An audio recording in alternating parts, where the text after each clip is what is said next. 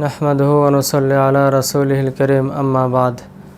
অনেক আহলে হাদিস ভাইদেরকে বলতে শোনা যায় যে তারা বলেন, আপনাদের ইমাম তো বলেছেন ইদা সাহাল হাদিস ফাহুয়া মাযহাবি, সহিহ হাদিসটাই আমার মাযহাব।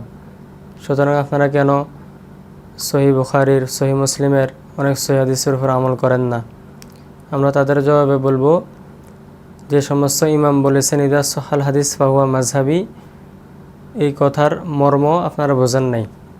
ইদা সাহাল হাদিস ফাহুয়া মাযহাবি অর্থ হলো, কোনো ইমামের সামনে যখন সহিহ হাদিস থাকে তখন তিনি কিয়াস করেন না, ইজতিহাদ করেন না, বরং এই সহিহ হাদিসের ভিত্তিতেই ফতোয়া দিয়ে থাকেন, এই সহিহ হাদিসের ভিত্তিতেই মাসালা বর্ণনা করে থাকেন। এই ক্ষেত্রে দুইটি বিষয় লক্ষণীয়। ইদা সাহাল হাদিস ফাহুয়া মাযহাবি, ইমামের নিকট এই হাদিসটি সহিহ হওয়া লাগবে। দ্বিতীয় বিষয় হলো,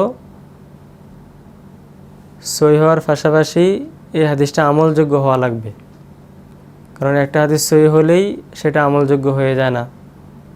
একটা হাদিস সহিহ হয়ে মানসুখ হতে পারে, সহিহ হয়ে মারজু হতে পারে, আবার সহিহ হয়ে এটা রাসূল আকরাম সাল্লাল্লাহু আলাইহি ওয়াসাল্লামের সাথে খাস হতে পারে, কোনো সাহাবীর সাথে খাস হতে পারে, অথবা এটা জুজি ঘটনা হতে পারে। সুতরাং ইদা সাহাল হাদিস ফাহুয়া মাযহাবি অর্থ হলো, কোনো একটা সহি এবং আমলযোগ্য হাদিস যখন ইমামের সামনে থাকবে তখন তিনি ইজতিহাদ করবেন না, তিনি কিয়াস করবেন না, বরং এই সহি আমলযোগ্য হাদিসের ভিত্তিতেই ফতোয়া দিবেন। এর অর্থ এই নয় যে আলবানী রহমতুল্লাহি আলাইহি একটা হাদিসকে সহি বলেছেন, সেটাই আবু হানিফা রহমতুল্লাহি আলাইহির মাযহাব হয়ে যাবে।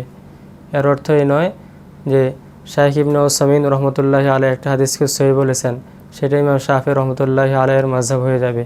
এর অর্থ এই নয় যে বিন বাজ রহমতুল্লাহি আলাইহি একটা হাদিসকে সহি বলেছেন, এই সহি হাদিসটাই ইমাম মালিক রহমতুল্লাহি আলাইহির মাযহাব হয়ে যাবে। বিষয়টা এমন নয়। বিষয়টা যদি এমন হতো, চার যে ইমাম আছে, এই চার ইমামের যারা ছাত্র আছে তারা ফিকহের কিতাব রচনা করতেন না, বরং তারা বলে দিতেন ইদা সাহাল হাদিস ফাহুয়া মাযহাবি, যখন তোমরা সহিহ হাদিস পাবে সেটার উপরেই আমল করবে। বরং তারা স্বতন্ত্র ফিকহের কিতাব রচনা করেছেন। ইমাম মুহাম্মদ রহমতুল্লাহি আলাইহি আল মাফসুদ কিতাব লিখেছেন, আজ জিয়াদাত, আল জামিউস সগীর, আল জামিউল কাবীর, আসিয়ারুস সগীর, আল আসিয়ারুল কাবীর, মৌলিক 6টা কিতাব উনি ফিকহের সংকলন করেছেন। তো আল্লাহ রাব্বুল আলামিন আমাদেরকে বিষয়টা বুঝার এবং মানার তৌফিক দান করেন।